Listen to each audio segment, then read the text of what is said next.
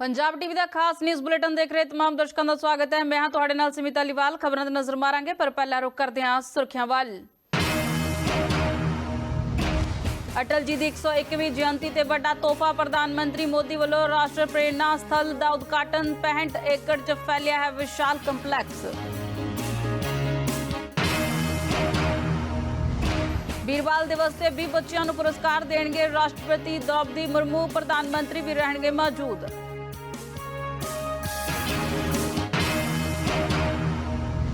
Colonel बाट मामला Mohali court च चार्जशीट दायर। सीबीआई ने इंस्पैक्टर रौनी नूं बनाया मुख मुलजम। खिडारियां ते जिम जाण वालियां लई खुशखबरी। पंजाब सरकार ने कीता वड्डा ऐलान। स्टेडियमां दा काम जून 2026 तक मुकम्मल करन दे निर्देश।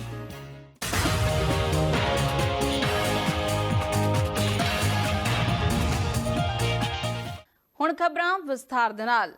साबका प्रधानमंत्री अटल बिहारी वाजपेयी की 101वीं जयंती भाजपा वालों देश भर दे विच कई समागमां का आयोजन किया गया। इस तहत प्रधानमंत्री नरेंद्र मोदी ने लखनऊ दे विच राष्ट्र प्रेरणा स्थल का उद्घाटन किया।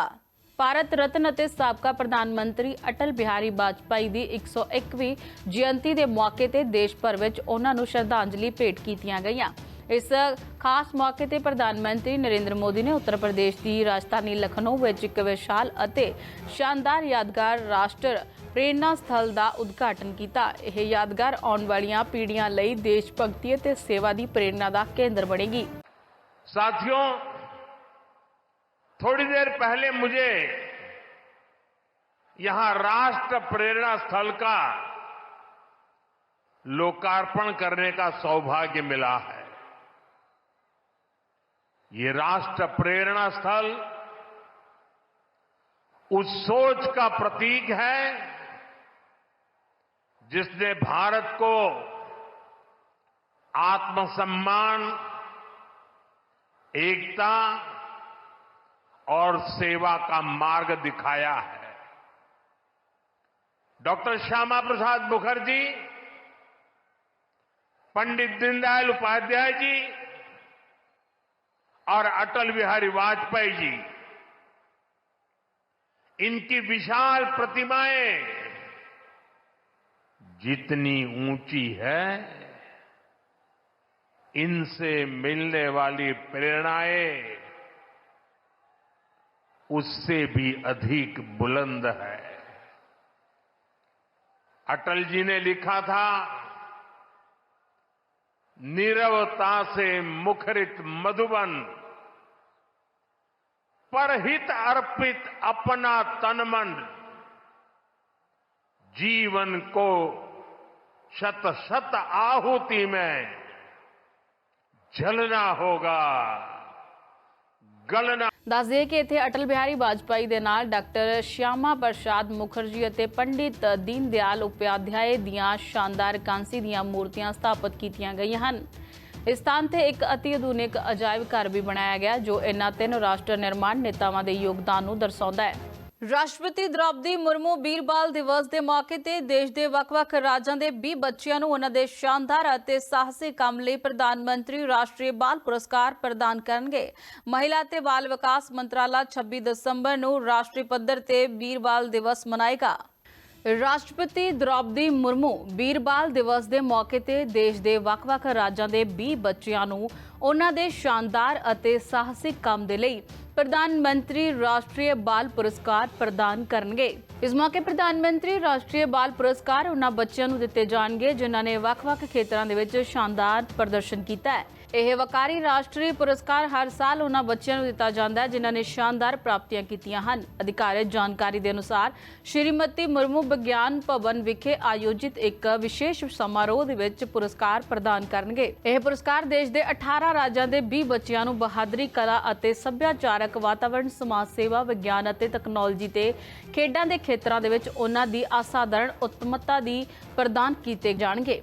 ਵੀਰਵਾਲ ਦਿਵਸ ਤੇ ਇੱਥੇ ਭਾਰਤ ਮਾਪਦੰਡ ਵਿਖੇ ਇੱਕ ਰਾਸ਼ਟਰੀ ਪੱਧਰ ਦਾ ਪ੍ਰੋਗਰਾਮ ਆਯੋਜਿਤ ਕੀਤਾ ਜਾਵੇਗਾ, ਜਿੱਥੇ ਪ੍ਰਧਾਨ ਮੰਤਰੀ ਨਰਿੰਦਰ ਮੋਦੀ ਅਤੇ ਪਤਵੰਤੇ ਮੌਜੂਦ ਰਹਿਣਗੇ।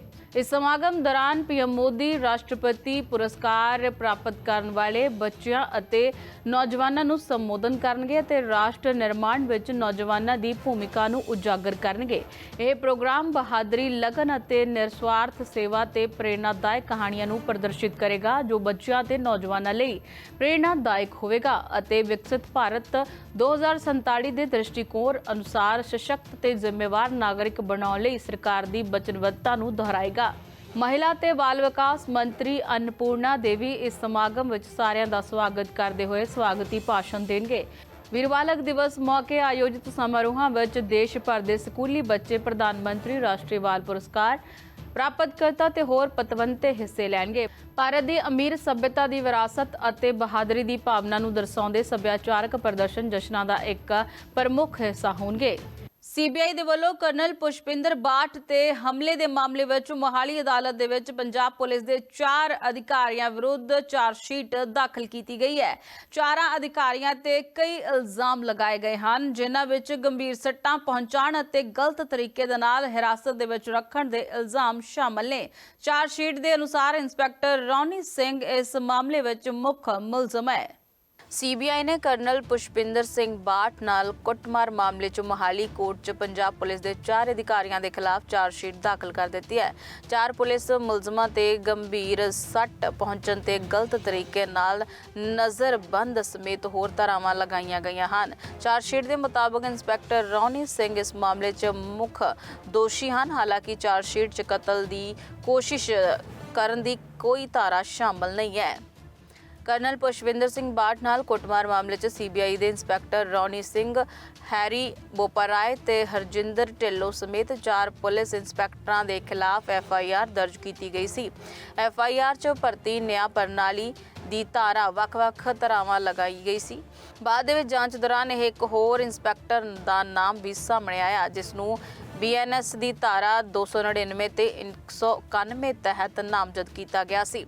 ਕਰਨਲ ਬਾਠ ਨਾਲ ਕੁੱਟਮਾਰ ਦਾ ਮਾਮਲਾ 13-14 ਮਾਰਚ ਦਾ ਹੈ। ਰਾਤ ਨੂੰ ਆਰਮੀ ਕਰਨਲ ਨਾਲ ਕੁੱਟਮਾਰ ਕੀਤੀ ਗਈ ਸੀ। ਉਸ ਸਮੇਂ ਪੁਲਿਸ ਨੇ ਕਾਰਵਾਈ ਨਹੀਂ ਕੀਤੀ ਸੀ। ਉਸ ਤੋਂ ਬਾਅਦ ਮਾਮਲਾ ਰੱਖਿਆ ਮੰਤਰਾਲੇ ਤੇ ਆਰਮੀ ਹੈੱਡਕੁਆਰਟਰ ਤੱਕ ਪਹੁੰਚਿਆ ਤਾਂ ਪੁਲਿਸ ਨੇ 9 ਦਿਨਾਂ ਬਾਅਦ ਬਾਈ ਨੇਮ ਐਫਆਈਆਰ ਦਰਜ ਕਰਕੇ 12 ਪੁਲਿਸ ਮੁਲਾਜ਼ਮਾਂ ਨੂੰ ਸਸਪੈਂਡ ਕਰ ਦਿੱਤਾ ਸੀ। ਇਸ 'ਚ 5 ਇੰਸਪੈਕਟਰ ਵੀ ਸ਼ਾਮਲ ਸਨ। ਇਸ ਤੋਂ ਬਾਅਦ ਇਹ ਮਾਮਲਾ ਹਾਈ ਕੋਰਟ ਪਹੁੰਚਿਆ ਸੀ। ਪਰਿਵਾਰ ਨੇ ਮੰਗ ਕੀਤੀ ਸੀ ਕਿ ਮਾਮਲੇ ਦੀ ਜਾਂਚ ਪੰਜਾਬ ਪੁਲਿਸ ਤੋਂ ਇਲਾਵਾ ਕਿਸੇ ਹੋਰ ਏਜੰਸੀ ਤੋਂ ਕਰਵਾਈ ਜਾਵੇ। ਹਾਲਾਂਕਿ ਪਹਿਲੇ ਇਸ ਮਾਮਲੇ 'ਚ ਜਾਂਚ ਚੰਡੀਗੜ੍ਹ ਪੁਲਿਸ ਨੂੰ ਸੌਂਪੀ ਗਈ ਸੀ। ਪੁਲਿਸ ਨੇ 4 ਮਹੀਨਿਆਂ 'ਚ ਜਵਾਬ ਦਾਖਲ ਕਰਨਾ ਸੀ। ਇਸ ਵਿਚਕਾਰ ਪਰਿਵਾਰ ਨੇ ਹਾਈ ਕੋਰਟ 'ਚ ਕਿਹਾ ਕਿ ਜਾਂਚ ਉਚਿਤ ਤਰੀਕੇ ਨਾਲ ਅੱਗੇ ਨਹੀਂ ਵਧ ਰਹੀ ਹੈ। ਜਾਂਚ ਏਜੰਸੀ ਬਦਲਣੀ ਚਾਹੀਦੀ ਹੈ। ਇਸ ਤੋਂ ਬਾਅਦ ਸੀਬੀਆਈ ਨੇ ਇਸ ਮਾਮਲੇ ਦੀ ਜਾਂਚ ਕੀਤੀ ਹੈ। ਪੰਜਾਬ ਸਰਕਾਰ ਵੱਲੋਂ ਖਿਡਾਰੀਆਂ ਤੇ ਜਿਮ ਜਾਣ ਵਾਲਿਆਂ ਲਈ ਵੱਡਾ ਐਲਾਨ ਕੀਤਾ ਗਿਆ, ਜਿਸ ਦੇ ਨਾਲ ਨੌਜਵਾਨਾਂ ਦੇ ਚਿਹਰੇ ਖਿੜ ਗਏ ਨੇ। ਪੰਜਾਬ ਸਰਕਾਰ ਵੱਲੋਂ ਖਿਡਾਰੀਆਂ ਤੇ ਜਿਮ ਜਾਣ ਵਾਲਿਆਂ ਲਈ ਵੱਡਾ ਐਲਾਨ ਕੀਤਾ ਗਿਆ। ਦੱਸ ਦਈਏ ਕਿ ਮੁੱਖ ਮੰਤਰੀ ਭਗਵੰਤ ਮਾਨ ਨੇ ਖੇਡਾਂ ਤੇ ਯੁਵਕ ਸੇਵਾਵਾਂ ਵਿਭਾਗ ਨਾਲ ਉੱਚ ਪੱਧਰੀ ਸਮੀਖਿਆ ਮੀਟਿੰਗ ਦੌਰਾਨ ਸੂਬੇ ਭਰ ਦੇ ਵਿੱਚ 1350 ਕਰੋੜ ਦੀ ਲਾਗਤ ਦੇ ਨਾਲ ਬਣਾਏ ਜਾ ਰਹੇ 3100 ਸਟੇਡੀਅਮਾਂ ਦੀ ਕੰਮ ਜੂਨ 2026 ਤੱਕ ਮੁਕੰਮਲ ਕਰਨ ਦੇ ਨਿਰਦੇਸ਼ ਦਿੱਤੇ। ਇਸ ਦੌਰਾਨ ਉਹਨਾਂ ਵੱਲੋਂ ਇੱਕ ਵਿਆਪਕ ਪੈਕੇਜ ਦੀ ਵੀ ਸ਼ੁਰੂਆਤ ਕੀਤੀ ਗਈ, ਜਿਸ ਦੇ ਵਿੱਚ ਕਰੀਬ 3000 ਥਾਵਾਂ ਤੇ ਅਤੀ ਆਧੁਨਿਕ ਜਿਮ ਸਥਾਪਿਤ ਕਰਨਾ, 50 ਕਰੋੜ ਦੀ ਲਾਗਤ ਨਾਲ 17000 ਖੇਡ ਕਿੱਟਾਂ ਦੀ ਵੰਡ, ਇੱਕ ਵਿਆਪਕ ਖੇਡ ਪੋਰਟਲ ਦੀ ਸ਼ੁਰੂਆਤ ਅਤੇ 43 ਕਰੋੜ ਰੁਪਏ ਦੀ ਲਾਗਤ ਦੇ ਨਾਲ ਇੱਕ ਨਵਾਂ ਯੁਵਾ ਭਵਨ ਦੀ ਉਸਾਰੀ ਸ਼ਾਮਲ ਹੈ। ਉਹਨਾਂ ਕਿਹਾ ਕਿ ਨਵੀਂ ਖੇਡ ਨੀਤੀ 2023 ਮੁਤਾਬਕ ਸੂਬੇ ਭਰ ਦੇ ਪਿੰਡਾਂ ਵਿੱਚ ਇਹ ਸਟੇਡੀਅਮ ਬਣਾਏ ਜਾ ਰਹੇ ਹਨ। ਇਨ੍ਹਾਂ ਸਟੇਡੀਅਮਾਂ ਤੇ 1350 ਕਰੋੜ ਰੁਪਏ ਖਰਚ ਕੀਤੇ ਜਾਣਗੇ, ਜਿਨ੍ਹਾਂ 'ਚ ਵਾਰਡ ਗੇਟ, ਜੌਗਿੰਗ ਟਰੈਕ, ਪੱਧਰਾ ਖੇਡ ਦਾ ਮੈਦਾਨ, ਰੁੱਖ, ਵਾਲੀਬਾਲ ਕੋਰਟ, ਸਟੋਰ ਅਤੇ ਹੋਰ ਸ਼ਾਮਲ ਹਨ। ਉਹਨਾਂ ਕਿਹਾ ਕਿ ਇਨ੍ਹਾਂ ਸਟੇਡੀਅਮਾਂ ਦਾ ਕੰਮ ਨਿਰਧਾਰਤ ਸਮੇਂ ਅੰਦਰ ਮੁਕੰਮਲ ਕੀਤਾ ਜਾਣਾ ਚਾਹੀਦਾ ਤੇ ਨਾਲ ਹੀ ਹਰ ਹਾਲਾਤ ਵਿੱਚ ਕੰਮਾਂ ਦੀ ਗੁਣਵੱਤਾ ਨੂੰ ਵੀ ਯਕੀਨੀ ਬਣਾਇਆ ਜਾਣਾ ਚਾਹੀਦਾ ਹੈ। ਨੌਜਵਾਨਾਂ ਦੀ ਊਰਜਾ ਨੂੰ ਸਕਾਰਾਤਮਕ ਦਿਸ਼ਾ ਵੱਲ ਲਿਜਾਣ ਲਈ ਸੂਬੇ ਭਰ ਵਿੱਚ ਕਰੀਬ 3000 ਥਾਵਾਂ ਤੇ ਅਤੀ ਆਧੁਨਿਕ ਜਿਮ ਸਥਾਪਿਤ ਕੀਤੇ ਜਾਣਗੇ। ਉਹਨਾਂ ਕਿਹਾ ਕਿ ਪਹਿਲੇ ਪੜਾਅ ਅਧੀਨ ਸੂਬੇ ਭਰ 'ਚ 1000 ਥਾਵਾਂ ਤੇ 35 ਕਰੋੜ ਰੁਪਏ ਦੀ ਲਾਗਤ ਨਾਲ ਅਜਿਹੇ ਅਤੀ ਆਧੁਨਿਕ ਜਿਮ ਸਥਾਪਿਤ ਕੀਤੇ ਜਾਣਗੇ। ਇਨ੍ਹਾਂ ਜਿਮਾਂ 'ਚ barbell, weight lifting set, bench, dumbbell set, kettlebell set, rack, floor mat ते होर बहुत सारे अति आधुनिक उपकरण शामिल होणगे। सरकार ਵੱਲੋਂ 50 ਕਰੋੜ ਰੁਪਏ ਦੀ ਲਾਗਤ ਨਾਲ ਖਿਡਾਰੀਆਂ ਨੂੰ 17000 ਖੇਡ ਕਿੱਟਾਂ ਵੰਡੀਆਂ ਜਾਣਗੀਆਂ। ਉਹਨਾਂ ਨੇ ਅਧਿਕਾਰੀਆਂ ਨੂੰ 31 ਮਾਰਚ ਤੱਕ ਪਿੰਡਾਂ 'ਚ 5600 ਖੇਡ ਕਿੱਟਾਂ ਵੰਡਣ ਦੇ ਨਿਰਦੇਸ਼ ਦਿੱਤੇ। ਵਿਭਾਗਾਂ ਵੱਲੋਂ ਇੱਕ ਵਿਆਪਕ ਖੇਡ ਪੋਰਟਲ ਸ਼ੁਰੂ ਕੀਤਾ ਜਾ ਰਿਹਾ ਹੈ। ਖੇਡ ਪ੍ਰੇਮੀ ਅਤੇ ਖਿਡਾਰੀ ਇੱਕ ਕਲਿੱਕ ਅਤੇ ਖਿਡਾਰੀਆਂ ਦੀ registration, online gradation, ground reservation, certificate, नतीजे रिकॉर्ड करन, पेंशन, वजीफे ते होर सहूलतां प्राप्त कर सकणगे। उन्होंने अधिकारियों ਨੂੰ मोहाली स्पोर्ट्स स्टेडियम सैक्टर 78 च 9 करोड़ रुपए की लागत नाल निर्माण अधीन सिंथेटिक ट्रैक का काम मार्च 2026 तक मुकम्मल करने लई किया है। ਹੁਣ ਅੰਮ੍ਰਿਤਸਰ ਤੋਂ ਇੱਕ ਹੋਰ ਸਾਬਕਾ IAS ਅਧਿਕਾਰੀ ਨਾਲ ਵੱਡੀ ਸਾਈਬਰ ਠੱਗੀ ਹੋਣ ਦਾ ਮਾਮਲਾ ਸਾਹਮਣੇ ਆਇਆ ਹੈ। ਇਸ ਵਾਰ ਠੱਗਾਂ ਨੇ ਪੰਜਾਬ ਸਰਕਾਰ ਦੇ ਸਾਬਕਾ ਸੈਕਟਰੀ ਅਤੇ ਫਿਰੋਜ਼ਪੁਰ ਤੋਂ ਫਰੀਦਕੋਟ ਦੇ ਸਾਬਕਾ ਡਿਪਟੀ ਕਮਿਸ਼ਨਰ ਰਹਿ ਚੁੱਕੇ ਹਰਜਿੰਦਰ ਸਿੰਘ ਚਾਹਲ ਨੂੰ ਆਪਣਾ ਨਿਸ਼ਾਨਾ ਬਣਾਇਆ। ਠੱਗਾਂ ਨੇ ਡਰ ਅਤੇ ਧਮਕੀ ਦੇ ਜਾਲ ਵਿੱਚ ਫਸਾ ਕੇ ਉਹਨਾਂ ਦੇ ਨਾਲ ਲਗਭਗ 76 ਲੱਖ ਰੁਪਏ ਦੀ ਆਨਲਾਈਨ ਠੱਗੀ ਕੀਤੀ। ਸਾਬਕਾ IAS ਅਧਿਕਾਰੀ ਹਰਜਿੰਦਰ ਸਿੰਘ ਨੇ ਚੰਡੀਗੜ੍ਹ ਦੇ ADGP ਵਿਜੀਲੈਂਸ ਨੂੰ ਇਸ ਮਾਮਲੇ 'ਚ ਜਾਣਕਾਰੀ ਦਿੱਤੀ, ਜਿਸ ਤੋਂ ਬਾਅਦ ਅਸਾਮ ਤੋਂ 2 ਮੁਲਜ਼ਮ ਗ੍ਰਿਫਤਾਰ ਕੀਤੇ ਗਏ। ਹਾਲਾਂਕਿ ਅਜੇ ਤੱਕ ਉਹਨਾਂ ਨੂੰ ਪੂਰੀ ਰਕਮ ਵਾਪਸ ਨਹੀਂ ਮਿਲੀ। ਹਰਜਿੰਦਰ ਸਿੰਘ ਚਾਹਲ ਨੇ ਕਿਹਾ ਕਿ ਜੇਕਰ ਇੱਕ IAS ਅਧਿਕਾਰੀ ਨਾਲ ਇਸ ਤਰ੍ਹਾਂ ਦੀ ਠੱਗੀ ਹੋ ਸਕਦੀ ਹੈ ਤਾਂ ਆਮ ਨਾਗਰਿਕਾਂ ਦੀ ਸੁਰੱਖਿਆ ਤੇ ਗੰਭੀਰ ਸਵਾਲ ਖੜੇ ਹੁੰਦੇ ਹਨ। मेरे साथ ये साइबर क्राइम से बहुत मेरा नुकसान हुआ है। ये कोई 9वें माह की बात है, सितंबर की बात है। मुझे व्हाट्सएप कॉल आई है, उसमें उन्होंने मुझे हिप्नोटाइज़ किया और मेरा दिमाग जो है आई वॉज फीलिंग कि मेरा दिमाग पूरा शट हो गया। उन्होंने इतने क्वेश्चन पूछने की कोई बात ही नहीं दसते, टाइम नहीं देते थे, तो आई वॉज टोटली हिप्नोटाइज। जैसे जैसे वो इंस्ट्रक्शन देते गए मैं उनकी इंस्ट्रक्शन मानता गया। पैसे जो मैं हैं जैसे उन्होंने बताया कि हम आपके पैसे जो उसको वेरीफाई करना है, वो वेरीफाई करने के लिए हमें ये पैसे आप भेजते जाओ, हम वेरीफाई करने के बाद आपको पैसे भेजते जाएंगे। सो इस तरह मैंने 3 बैंकों के अकाउंट में सभी उनको RTGS भेजता रहा और बाद में मैंने इमीडिएटली जिस दिन मुझे पता चला मैं पैसे आज लास्ट समझो भेजे है, तो उसी दिन मुझे आफ्टर अबाउट 10 मिनट्स मुझे पता चल गया किसी ने बैंक में से रिंग किया। बैंक के पास गया लेकिन उन्होंने कोई एक्शन नहीं लिया मैनेजर ने। आई फील कि वो अगर ईमेल करते तो वो, और इतना अमाउंट बैंक की इंस्ट्रक्शन है कि 53 लाख अमाउंट वो इमीडिएटली निकाल नहीं सकते। लेकिन इसका मतलब ये है कि जो बैंक अथॉरिटी या right up to the manager है वो they are also entangled with it, ये भी इंटेंगल है। लेकिन जो पुलिस कर रही है वो they are just doing it in a selection manner. हमारी तो दिक्कत ये है कि हमारा इतना हार्ड अर्न मनी है वो हमें रिकवर करके दे और आगे भी लोगों को बचाएं।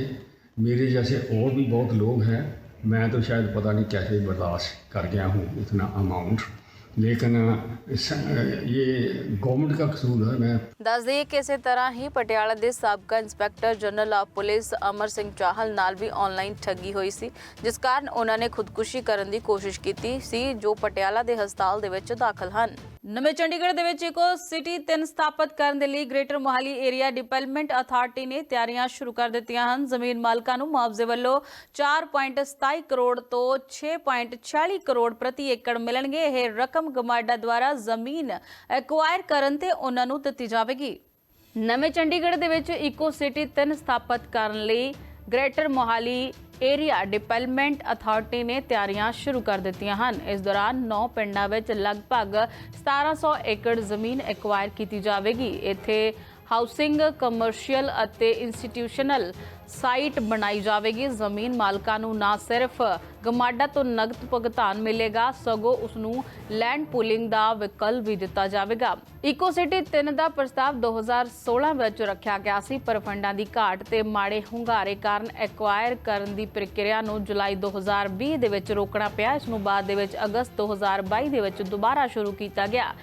ਜਿਨ੍ਹਾਂ ਪਿੰਡਾਂ ਵਿੱਚ ਗਮਾਡਾ ਜ਼ਮੀਨ ਐਕਵਾਇਰ ਕਰੇਗਾ ਉਹਨਾਂ ਵਿੱਚ ਹੁਸ਼ਿਆਰਪੁਰ, ਰਸੂਲਪੁਰ, ਤਕੀਪੁਰ, ਟੋਡੇ ਮਾਜਰਾ, ਸਲਾਮਤਪੁਰ, ਕੰਸਾਲਾ, ਰਾਜਗੜ੍ਹ ਅਤੇ ਕਰਤਾਰਪੁਰ ਸ਼ਾਮਲ ਹਨ। ਗਮਾਡਾ ਇਹਨਾਂ ਪਿੰਡਾਂ ਵਿੱਚ ਜ਼ਮੀਨ ਅਕਵਾਇਰ ਕਰਨ ਲਈ ਕੁੱਲ 3,690 ਕਰੋੜ ਰੁਪਏ ਦਾ ਮੁਆਵਜ਼ਾ ਦੇਵੇਗਾ। ਗਮਾਡਾ ਵੱਲੋਂ ਲੈਂਡ ਪੂਲਿੰਗ ਪਾਲਿਸੀ 2021 ਦੇ ਤਹਿਤ ਜ਼ਮੀਨ ਐਕਵਾਇਰ ਕੀਤੀ ਜਾਵੇਗੀ। ਇਸ ਨੀਤੀ ਦੇ ਤਹਿਤ ਕਿਸਾਨ ਅਤੇ ਜ਼ਮੀਨ ਮਾਲਕ ਨਗਦ ਮੁਆਵਜ਼ੇ ਦੀ ਬਜਾਏ ਵਿਕਸਿਤ ਪਲਾਟ ਲੈਣ ਦਾ ਵਿਕਲਪ ਚੁਣ ਸਕਦੇ ਹਨ। ਹਰ ਏਕੜ ਜ਼ਮੀਨ ਲਈ ਉਹਨਾਂ ਨੂੰ 10,000 ਵਰਗ ਗਜ ਵਿਕਸਿਤ ਰਿਹਾਇਸ਼ ਪਲਾਟ ਅਤੇ 200 ਵਰਗ ਗਜ ਵਿਕਸਿਤ ਵਪਾਰਕ ਪਲਾਟ ਪਾਰਕਿੰਗ ਨੂੰ ਛੱਡ ਕੇ ਮਿਲਣਗੇ। ਇਸ ਤੋਂ ਇਲਾਵਾ 21 ਨਵੰਬਰ 2025 ਨੂੰ ਜਾਰੀ ਕੀਤੀ ਗਈ ਨਵੀਂ ਲੈਂਡ ਪੂਲਿੰਗ ਸਕੀਮ ਦੇ ਤਹਿਤ ਪੂਲਿੰਗ ਦੀ ਚੋਣ ਕਰਨ ਵਾਲੇ ਜ਼ਮੀਨ ਮਾਲਕ ਪ੍ਰਤੀ ਏਕੜ 1600 ਵਰਗ ਗਜ ਵਿਕਸਿਤ ਰਿਹਾਇਸ਼ ਪਲਾਟ ਵੀ ਪ੍ਰਾਪਤ ਕਰ ਸਕਣਗੇ। ਅੰਮ੍ਰਿਤਸਰ ਦੇ ਕੋਟ ਖਾਲਸਾ ਇਲਾਕੇ ਦੇ ਅਧੀਨ ਆਉਂਦੇ ਇੱਕ ਮੁਹੱਲੇ 'ਚ ਦਲਦਲਾ ਦੇਣ ਵਾਲੀ ਘਟਨਾ ਸਾਹਮਣੇ ਆਈ ਹੈ, ਜਿੱਥੇ 15-16 ਸਾਲ ਦੀ ਨਾਬਾਲਗ ਲੜਕੀ ਦੀ ਬੇਰਹਿਮੀ ਦੇ ਨਾਲ ਹੱਤਿਆ ਕਰ ਦਿੱਤੀ ਗਈ ਹੈ। ਘਟਨਾ ਦੀ ਸੂਚਨਾ ਮਿਲਦੇ ਹੀ ਪੁਲਿਸ ਤੇ ਫੋਰੈਂਸਿਕ ਟੀਮ ਮੌਕੇ ਤੇ ਪਹੁੰਚ ਗਈ ਤੇ ਮਾਮਲੇ ਦੀ ਜਾਂਚ ਸ਼ੁਰੂ ਕਰ ਦਿੱਤੀ। ਅੰਮ੍ਰਿਤਸਰ ਦੇ ਕੋਟ ਖਾਲਸਾ ਇਲਾਕੇ ਅਧੀਨ ਆਉਂਦੇ ਇੱਕ ਮੁਹੱਲੇ 'ਚ ਰੂਹ ਕੰਬਾਊ ਘਟਨਾ ਸਾਹਮਣੇ ਆਈ ਹੈ। ਪੁਲਿਸ ਅਨੁਸਾਰ ਦੋਸ਼ੀ ਸੋਨੂ ਲੜਕੀ ਤੇ ਮਾੜੀ ਨਿਗਾਹ ਰੱਖਣ ਲੱਗ ਪਿਆ ਸੀ, ਜਿਸ ਕਾਰਨ ਘਰ 'ਚ ਅਕਸਰ ਝਗੜਾ ਤੇ ਤਕਰਾਰ ਰਹਿੰਦੀ ਸੀ। ਘਟਨਾ ਵਾਲੇ ਦਿਨ ਲੜਕੀ ਦੀ ਮਾਂ ਅਨੀਤਾ ਹੋਰ ਬੱਚਿਆਂ ਦੇ ਨਾਲ ਕੰਮ ਤੇ ਗਈ ਹੋਈ ਸੀ। ਜਦੋਂ ਉਹ ਵਾਪਸ ਘਰ ਆਈ ਤਾਂ ਉਸ ਦਿਨੇ ਅੰਦਰ ਲੜਕੀ ਦੀ ਖੂਨ ਨਾਲ ਲਥਪਥ ਲਾਸ਼ ਦੇਖੀ, ਜਿਸ ਤੋਂ ਬਾਅਦ ਤੁਰੰਤ ਪੁਲਿਸ ਨੂੰ ਸੂਚਿਤ ਕੀਤਾ ਗਿਆ। ਅੱਜ ਇੱਕ ਅਰਲੀ ਮਾਰਨਿੰਗ ਇੱਕ ਇਨਫੋਰਮੇਸ਼ਨ ਰਿਸੀਵ ਹੋਈ ਸੀ ਕਿ 15-16 ਸਾਲ ਦੀ ਲੜਕੀ ਦਾ ਜਿਹੜਾ ਵਾ ਉਹ ਕਤਲ ਕਰ ਦਿੱਤਾ ਗਿਆ, ਜਿਸ ਤੇ ਮੌਕੇ ਤੇ ਸਾਡੇ ਥਾਣਾ ਇਸਲਾਮਾਬਾਦ ਦੇ SHO ਹਰਸੰਦੀਪ ਅਤੇ ਚੌਂਕੀ ਇੰਚਾਰਜ ਦਵਿੰਦਰ ਸਿੰਘ ਇਹਨਾਂ ਨੇ ਮੌਕੇ ਤੇ ਰਿਸਪੌਂਡ ਕੀਤਾ। ਜਦੋਂ ਇਹ ਸਾਰਾ ਵਕਵਾ ਜਿਹੜਾ ਜਾ ਕੇ ਤਸਦੀਕ ਕੀਤਾ ਤਾਂ ਇਹ ਗੱਲ ਸਾਹਮਣੇ ਆਈ ਵੀ ਇਹ ਇੱਕ ਸੋਨੂ ਨਾਮ ਦਾ ਵਿਅਕਤੀ ਜਿਹੜਾ ਕਨੀਤਾ ਨਾਮ ਦੀ ਲੜਕੀ ਦੇ ਨਾਲ ਮੈਰਿਡ ਹੈ। ਉਹ ਆਜਮਗੜ੍ਹ ਦੇ UP ਦੇ ਰਹਿਣ ਵਾਲੇ ਨੇ, ਇੱਥੇ ਆ ਕੇ ਵਸੇ ਨੇ। ਇੱਥੇ ਜਿਹੜਾ ਘਰੇਲੂ ਕੰਮਕਾਰ ਜਿਹੜਾ ਉਹ ਕਰਦੇ ਨੇ। ਇਹ ਧਾਗਾ ਫੈਕਟਰੀ ਦੇ ਵਿੱਚ ਜਿਹੜੀ ਲੜਕੀ ਕੰਮ ਕਰਦੀ ਹੈ। ਇਹਨਾਂ ਦੋਵਾਂ ਦੀ ਜਿਹੜੀ ਇਹ ਦੂਸਰੀ ਮੈਰਿਜ ਆ। ਲੜਕੀ ਦੇ ਪਿਛਲੀ ਮੈਰਿਜ ਦੇ ਵਿੱਚੋਂ ਇੱਕ ਜਿਹੜੀ ਬੇਟੀ ਆ ਜੋ 15-16 ਸਾਲ ਦੀ ਪ੍ਰੀਤੀ ਨਾਂ ਦੀ, ਤੇ ਇਸ ਮੈਰਿਜ ਦੇ ਵਿੱਚੋਂ ਇਹਦੇ ਨਾਲ ਸੋਨੂ ਦੇ ਨਾਲ ਮੈਰਿਜ ਦੇ ਵਿੱਚੋਂ ਇਸ ਦੇ 3 ਬੱਚੇ ਨੇ। ਇਹ ਜਿਹੜਾ ਸੌਤੇਲਾ ਬਾਪ ਸੋਨੂ ਆ, ਇਹ ਉਸ ਜਿਹੜੀ ਲੜਕੀ ਜਿਹੜੀ ਉਸ ਦੇ ਪਹਿਲੇ ਸ਼ਾਦੀ ਤੋਂ ਸੀਗੀ ਪ੍ਰੀਤੀ, ਉਸ ਦੇ ਉੱਤੇ ਇਹ ਮਾੜੀ ਨਿਗਾਹ ਜਿਹੜੀ ਉਹ ਰੱਖਣੀ ਸ਼ੁਰੂ ਕਰ ਦਿੱਤੀ, ਜਿਸ ਦੀ ਗੱਲ ਤੇ ਇਸ ਦਾ ਘਰ ਦੇ ਵਿੱਚ ਜਿਹੜਾ ਤਕਰਾਰ ਰਹਿਣਾ ਸ਼ੁਰੂ ਹੋ ਗਿਆ। ਅੱਜ ਸਵੇਰੇ ਜਦੋਂ ਅਨੀਤਾ ਆਪਣੇ ਬਾਕੀ ਬੱਚਿਆਂ ਨੂੰ ਲੈ ਕੇ ਆਪਣੇ ਕੰਮ ਤੇ ਗਈ ਹੈ ਤੇ ਕਰੀਬ ਸਵੇਰੇ 8-8:15 ਦੇ ਕਰੀਬ, ਤੇ ਜਦੋਂ ਇਹ ਵਾਪਸ ਆਈ ਆ ਘੰਟੇ ਬਾਅਦ ਇਹਨੇ ਵੇਖਿਆ ਵੀ ਜਿਹੜੀ ਇਹਦੀ ਲੜਕੀ ਦੀ ਲਾਸ਼ ਜਿਹੜੀ ਆ ਇਹ ਘਰ ਦੇ ਵਿੱਚ ਲੱਥਪੱਥ ਪਈ ਸੀਗੀ। ਇਹ ਸਾਰੇ ਜਦੋਂ ਵਕੀਲ ਨੂੰ ਤਸਦੀਕ ਕੀਤਾ ਗਿਆ ਇਸ ਸਾਡੀ ਟੀਮ ਵੱਲੋਂ, ਤੇ ਇਸ ਦੇ ਵਿੱਚ ਇਹ ਸਾਹਮਣੇ ਆਇਆ ਵੀ ਸੋਨੂ ਨੇ ਜਿਹੜਾ ਉਸ ਲੜਕੀ ਆਪਣੀ ਜਿਹੜੀ ਉਹਦੀ ਸਤੇਲੀ ਬੇਟੀ ਲੱਗਦੀ ਸੀਗੀ ਉਸ ਦਾ ਇਹਨੇ ਆਪ ਕਤਲ ਕਰ ਦਿੱਤਾ। ਜਿਸ ਲੱਕੜੀ ਦੇ ਨਾਲ ਜਿਹੜਾ ਕਤਲ ਉਹਦੇ ਸਿਰ ਦੇ ਵਿੱਚ ਵਾਰ ਕੀਤੇ ਨੇ ਉਹ ਵੀ ਬਰਾਮਦ ਕਰ ਲਈ ਗਈ ਆ। ਇਸ ਸਾਰੇ ਘਟਨਾਕ੍ਰਮ ਦੇ ਉੱਤੇ ਮੁਕੱਦਮਾ ਨੰਬਰ ਜਿਹੜਾ 408 ਹੈ ਅੰਡਰ ਸੈਕਸ਼ਨ 103 BNS ਜਿਹੜਾ ਉਹ ਦਰਜ ਕੀਤਾ ਗਿਆ, ਜਿਸ ਦੇ ਵਿੱਚ ਇਸ ਦੋਸ਼ੀ ਦੀ ਅਰੈਸਟ ਕਰ ਲਈ ਗਈ ਹੈ। ਉਸ ਨੂੰ ਪੇਸ਼ ਅਦਾਲਤ ਕਰਕੇ ਇਸ ਦਾ ਰਿਮਾਂਡ ਹਾਸਲ ਕਰਕੇ ਜਿਹੜੀ ਤਫਤੀਸ਼ ਅੱਗੇ ਕੀਤੀ ਜਾਵੇਗੀ। ਜਾਂਚ ਦੇ ਵਿੱਚ ਸਾਹਮਣੇ ਆਇਆ ਕਿ ਦੋਸ਼ੀ ਨੇ ਲੱਕੜੀ ਦੇ ਨਾਲ ਲੜਕੀ ਦੇ ਸਿਰ ਤੇ ਵਾਰ ਕਰਕੇ ਉਸ ਦਾ ਕਤਲ ਕਰ ਦਿੱਤਾ। ਪੁਲਿਸ ਵੱਲੋਂ ਕਤਲ ਕਰਨ ਲਈ ਵਰਤੀ ਗਈ ਲੱਕੜੀ ਨੂੰ ਮੌਕੇ ਤੋਂ ਬਰਾਮਦ ਕਰ ਲਿਆ। ਆਰੋਪੀ ਸੌਤੇਲੇ ਪਿਓ ਨੂੰ ਗ੍ਰਿਫਤਾਰ ਕਰ ਲਿਆ ਗਿਆ। ਫਿਲਹਾਲ ਪੁਲਿਸ ਵੱਲੋਂ ਮਾਮਲੇ ਦੀ ਡੂੰਘਾਈ ਦੇ ਨਾਲ ਜਾਂਚ ਪੜਤਾਲ ਕੀਤੀ ਜਾ ਰਹੀ ਹੈ। ਕੇਂਦਰ ਸਰਕਾਰ ਨੇ ਹਵਾਬਾਜ਼ੀ ਖੇਤਰ ਦੇ ਵਿੱਚ ਮੁਕਾਬਲਾ ਵਧਾਉਣ ਅਤੇ ਪ੍ਰਮੁੱਖ ਏਅਰਲਾਈਨਾਂ ਤੇ ਨਿਰਭਰਤਾ ਘਟਾਉਣ ਲਈ 3 ਨਵੀਆਂ ਏਅਰਲਾਈਨਾਂ ਨੂੰ ਕੋਈ ਇਤਰਾਜ਼ ਨਹੀਂ ਸਰਟੀਫਿਕੇਟ ਜਾਰੀ ਕੀਤੇ ਹਨ। ਇਹ ਏਅਰਲਾਈਨਾਂ ਸੰਘ ਏਅਰ, ਅਲ ਹਿੰਦ ਏਅਰ ਅਤੇ ਫਲਾਈ ਐਕਸਪ੍ਰੈਸ ਹਨ। ਭਾਰਤ ਸਰਕਾਰ ਨੇ 3 ਨਵੀਆਂ ਏਅਰਲਾਈਨਸ ਨੂੰ ਹਰੀ ਝੰਡੀ ਦਿੱਤੀ ਹੈ। ਇਹਨਾਂ ਨਵੀਆਂ ਸੇਵਾਵਾਂ ਦੇ ਸ਼ੁਰੂ ਹੋਣ ਨਾਲ ਸਰਕਾਰ ਇੰਡੀਗੋ ਅਤੇ ਏਅਰ ਇੰਡੀਆ ਦੇ ਨਿਰਭਰਤਾ ਨੂੰ ਘਟਾਉਣਾ ਚਾਹੁੰਦੀ ਹੈ ਤੇ ਇਸ ਦੇ ਨਾਲ ਹੀ ਭਾਰਤ ਵਿੱਚ ਖੇਤਰੀ ਸੰਪਰਕ ਨੂੰ ਹੋਰ ਹੁਲਾਰਾ ਮਿਲੇਗਾ। ਸਰਕਾਰ ਨੇ ਸੰਘ ਏਅਰ, ਅਲ ਹਿੰਦ ਏਅਰ ਅਤੇ ਫਲਾਈ ਐਕਸਪ੍ਰੈਸ ਨੂੰ ਨੋ ਆਬਜੈਕਸ਼ਨ ਸਰਟੀਫਿਕੇਟ ਜਾਰੀ ਕਰ ਦਿੱਤਾ ਹੈ। ਹਾਲ ਹੀ ਦੇ ਵਿੱਚ ਇੰਡੀਗੋ ਸੰਕਟ ਕਾਰਨ ਪੈਦਾ ਹੋਈਆਂ ਮੁਸ਼ਕਲਾਂ ਨੂੰ ਦੇਖਦੇ ਹੋਏ ਸਰਕਾਰ ਨੇ ਇਹ ਵੱਡਾ ਫੈਸਲਾ ਚੁੱਕਿਆ ਹੈ। ਭਾਰਤ ਸਰਕਾਰ ਦੇ ਵੱਲੋਂ NOC ਮਿਲਣ ਦਾ ਮਤਲਬ ਇਹ ਨਹੀਂ ਹੈ ਕਿ ਕੱਲ ਤੋਂ ਹੀ ਉਡਾਨਾਂ ਸ਼ੁਰੂ ਹੋ ਜਾਣਗੀਆਂ। ਇਸ ਦਾ ਮਤਲਬ ਹੈ ਕਿ ਸਰਕਾਰ ਨੇ ਇਹਨਾਂ ਕੰਪਨੀਆਂ ਨੂੰ ਏਅਰਲਾਈਨ ਸ਼ੁਰੂ ਕਰਨ ਦੀ ਪ੍ਰਕਿਰਿਆ ਅੱਗੇ ਵਧਾਉਣ ਦੀ ਇਜਾਜ਼ਤ ਦੇ ਦਿੱਤੀ ਹੈ। NOC ਹਾਸਲ ਕਰਨ ਤੋਂ ਬਾਅਦ ਹੁਣ ਇਹਨਾਂ ਕੰਪਨੀਆਂ ਨੂੰ DGCA ਤੋਂ ਏਅਰ ਆਪਰੇਟਰ ਸਰਟੀਫਿਕੇਟ AOC ਲੈਣਾ ਪਵੇਗਾ। ਇਸ ਤੋਂ ਬਾਅਦ ਜਹਾਜ਼ਾਂ, ਕਰੂ ਮੈਂਬਰਾਂ, ਨੈਟਵਰਕ ਅਤੇ ਮੈਨੇਜਮੈਂਟ ਦੀ ਤਿਆਰੀ ਕਰਨੀ ਹੋਵੇਗੀ। ਇਸ ਸਾਰੀ ਪ੍ਰਕਿਰਿਆ ਵਿੱਚ ਕਈ ਮਹੀਨਿਆਂ ਦਾ ਸਮਾਂ ਲੱਗ ਸਕਦਾ ਹੈ। ਸੰਘ ਏਅਰ ਉੱਤਰ ਪ੍ਰਦੇਸ਼ ਆਧਾਰਿਤ ਇਸ ਏਅਰਲਾਈਨ ਦੀ ਸ਼ੁਰੂਆਤ 2026 ਦੇ ਪਹਿਲੇ 3 ਮਹੀਨਿਆਂ ਵਿੱਚ ਹੋ ਸਕਦੀ ਹੈ। ਇਸ ਦਾ ਮੁੱਖ ਕੇਂਦਰ ਲਖਨਊ ਹੋਏਗਾ ਤੇ ਇਹ ਵਾਰਾਣਸੀ, ਗੋਰਖਪੁਰ ਅਤੇ ਅਯੋਧਿਆ ਵਰਗੇ ਸ਼ਹਿਰਾਂ ਨੂੰ ਜੋੜੇਗੀ। ਅਲ ਹਿੰਦ ਏਅਰ ਇਹ ਕੇਰਲ ਦੇ ਅਲਹਿੰਦ ਗਰੁੱਪ ਦੀ 에ਅਰਲਾਈਨ ਹੈ। ਇਸ ਦਾ ਉਦੇਸ਼ ਘੱਟ ਲਾਗਤ ਤੇ ਖੇਤਰੀ ਸੰਪਰਕ ਪ੍ਰਦਾਨ ਕਰਨਾ ਤੇ ਆਮ ਆਦਮੀ ਵੀ ਹਵਾਈ ਸਫ਼ਰ ਕਰ ਸਕੇਗਾ। ਇਹ ਕੋਚੀ ਤੋਂ ਆਪਣਾ ਸੰਚਾਲਨ ਸ਼ੁਰੂ ਕਰ ਸਕਦੀ ਹੈ। ਫਲਾਈ ਐਕਸਪ੍ਰੈਸ ਇਸ ਦੀ ਸ਼ੁਰੂਆਤ ਨਾਲ ਵਪਾਰਕ ਉਦੇਸ਼ਾਂ ਲਈ ਸਮਾਨ ਭੇਜਣਾ ਆਸਾਨ ਹੋ ਜਾਏਗਾ। ਇਹ ਯਾਤਰੀ ਉਡਾਨਾਂ ਦੇ ਨਾਲ-ਨਾਲ ਘਰੇਲੂ 에ਅਰ ਕਾਰਗੋ ਦੀ ਵੱਧਦੀ ਮੰਗ ਨੂੰ ਪੂਰਾ ਕਰਨ ਵਿੱਚ ਮਦਦਗਾਰ ਹੋਵੇਗੀ। ਭਾਰਤ ਦਾ ਹਵਾਬਾਜ਼ੀ ਬਾਜ਼ਾਰ ਤੇਜ਼ੀ ਨਾਲ ਵਧ ਰਿਹਾ ਹੈ। ਨਵੀਆਂ 에ਅਰਲਾਈਨਾਂ ਆਉਣ ਨਾਲ ਮੁਕਾਬਲੇਬਾਜ਼ੀ ਵਧੇਗੀ। ਇਸ ਨਾਲ ਯਾਤਰੀਆਂ ਨੂੰ ਸਸਤੀਆਂ ਟਿਕਟਾਂ ਤੇ ਵਧੇਰੇ ਆਪਸ਼ਨ ਮਿਲਣਗੇ। ਨਾਈਜੀਰੀਆ ਦੇ ਬੋਰਨੋ ਰਾਜ ਦੀ ਰਾਜਧਾਨੀ ਮਦੁਗੁਰੀ ਵਿੱਚ ਇੱਕ ਵੱਡਾ ਧਮਾਕਾ ਹੋਇਆ, ਜਿਸ ਦੇ ਵਿੱਚ ਕਈ ਲੋਕਾਂ ਦੀ ਮੌਤ ਤੇ ਕਈ ਜ਼ਖਮੀ ਹੋਏ ਹਨ। ਜਾਣਕਾਰੀ ਦੇ ਅਨੁਸਾਰ ਇਹ ਧਮਾਕਾ ਇੱਕ ਮਸਜਿਦ ਦੇ ਵਿੱਚ ਉਸ ਸਮੇਂ ਹੋਇਆ ਜਦੋਂ ਉੱਥੇ ਸ਼ਾਮ ਦੀ ਨਮਾਜ਼ ਅਦਾ ਕੀਤੀ ਜਾ ਰਹੀ ਸੀ। ਇਸ ਘਟਨਾ ਤੋਂ ਬਾਅਦ ਇਲਾਕੇ ਦੇ ਵਿੱਚ ਦਹਿਸ਼ਤ ਦਾ ਮਾਹੌਲ ਹੈ। ਨਾਈਜੀਰੀਆ ਦੇ ਉੱਤਰ ਪੂਰਬੀ ਬੋਰਨੋ ਰਾਜ ਦੀ ਰਾਜਧਾਨੀ ਮੇਦੁਗੁਰੀ ਵਿੱਚ ਇੱਕ ਮਸਜਿਦ ਵਿੱਚ ਕ੍ਰਿਸਮਸ ਈਵ ਮੌਕੇ ਮਗਰੀਬ ਦੀ ਨਮਾਜ਼ ਦੌਰਾਨ ਇੱਕ ਵੱਡਾ ਬੰਬ ਧਮਾਕਾ ਹੋਇਆ। ਪੁਲਿਸ ਨੇ ਧਮਾਕੇ ਦੀ ਪੁਸ਼ਟੀ ਕੀਤੀ ਹੈ, ਜਿਸ ਵਿੱਚ ਘੱਟੋ-ਘੱਟ 7 ਲੋਕ ਮਾਰੇ ਗਏ ਤੇ 35 ਹੋਰ ਜ਼ਖਮੀ ਹੋ ਗਏ। ਸ਼ੁਰੂਆਤੀ ਜਾਂਚ ਤੋਂ ਬਾਅਦ ਪਤਾ ਲੱਗਾ ਹੈ ਕਿ ਇਹ ਇੱਕ ਆਤਮਘਾਤੀ ਬੰਬ ਧਮਾਕਾ ਸੀ, ਕਿਉਂਕਿ ਘਟਨਾ ਸਥਾਨ ਤੋਂ ਇੱਕ ਸ਼ੱਕੀ ਆਤਮਘਾਤੀ ਜੈਕਟ ਦੇ ਟੁਕੜੇ ਬਰਾਮਦ ਕੀਤੇ ਗਏ ਹਨ ਅਤੇ ਚਸ਼ਮਦੀਦਾਂ ਦੇ ਬਿਆਨ ਇਕੱਠੇ ਕੀਤੇ ਗਏ ਹਨ। ਘਟਨਾ ਦੇ ਸਹੀ ਕਾਰਨ ਅਤੇ ਹਾਲਾਤਾਂ ਦਾ ਪਤਾ ਲਗਾਉਣ ਲਈ ਜਾਂਚ ਕੀਤੀ ਜਾ ਰਹੀ ਹੈ। ਮੈਦੁਗੁਰੀ ਦੇ ਗੈਂਬੋਰੂ ਮਾਰਕੀਟ ਖੇਤਰ ਦੇ ਵਿੱਚ ਇੱਕ ਮਸਜਿਦ ਦੇ ਵਿੱਚ ਧਮਾਕਾ ਹੋਇਆ, ਜਿੱਥੇ ਵੱਡੀ ਗਿਣਤੀ ਦੇ ਵਿੱਚ ਲੋਕ ਨਮਾਜ਼ ਲਈ ਇਕੱਠੇ ਹੋਏ ਸਨ। ਅਜੇ ਤੱਕ ਕਿਸੇ ਵੀ ਸਮੂਹ ਨੇ ਮਸਜਿਦ ਧਮਾਕੇ ਦੀ ਜ਼ਿੰਮੇਵਾਰੀ ਨਹੀਂ ਲਈ ਹੈ, ਪਰ ਬੋਕੋ ਹਰਮ ਅਤੇ ਇਸ ਦੇ ਵੱਖਰਾ ਸਮੂਹ ਇਸਲਾਮਿਕ ਸਟੇਟ ਵੈਸਟ ਅਫਰੀਕਾ ਪ੍ਰਾਂਤ, ਜੋ ਕਿ ਇਸ ਖੇਤਰ ਵਿੱਚ ਸਰਗਰਮ ਹੈ, ਨੇ ਪਹਿਲਾਂ ਵੀ ਇਸ ਤਰ੍ਹਾਂ ਦੇ ਹਮਲੇ ਕੀਤੇ ਹਨ। ਮੈਦੁਗੁਰੀ ਕਈ ਸਾਲਾਂ ਤੋਂ ਇਨ੍ਹਾਂ ਸਮੂਹਾਂ ਦੁਆਰਾ ਹਿੰਸਾ ਦਾ ਕੇਂਦਰ ਰਿਹਾ ਹੈ। ਹਾਲਾਂਕਿ ਹਾਲ ਹੀ ਦੇ ਸਾਲਾਂ ਵਿੱਚ ਸ਼ਹਿਰ ਵਿੱਚ ਵੱਡੇ ਹਮਲਿਆਂ ਵਿੱਚ ਕਮੀ ਆਈ ਹੈ। ਜ਼ਖਮੀਆਂ ਨੂੰ ਬੋਰਨੋ ਸਟੇਟ ਸਪੈਸ਼ਲਿਸਟ ਹਸਪਤਾਲ ਲਿਜਾਇਆ ਗਿਆ। ਸੁਰੱਖਿਆ ਬਲਾਂ ਨੇ ਇਲਾਕੇ ਨੂੰ ਘੇਰ ਲਿਆ ਅਤੇ ਦੂਜੇ ਵਿਸਫੋਟਕਾਂ ਦੀ ਭਾਲ ਕਰ ਰਹੇ ਹਨ। ਇਸ ਬੁਲੇਟਿਨ ਦੇ ਵਿੱਚ ਫਿਲਹਾਲ ਇੰਨਾ ਹੀ। ਤਾਜ਼ਾ ਅਪਡੇਟ ਲੈ ਕੇ ਫਿਰ ਹਾਜ਼ਰ ਹੋਵਾਂਗੇ। ਉਦੋਂ ਤੱਕ ਮੈਨੂੰ ਦਿਓ ਇਜਾਜ਼ਤ। ਧੰਨਵਾਦ।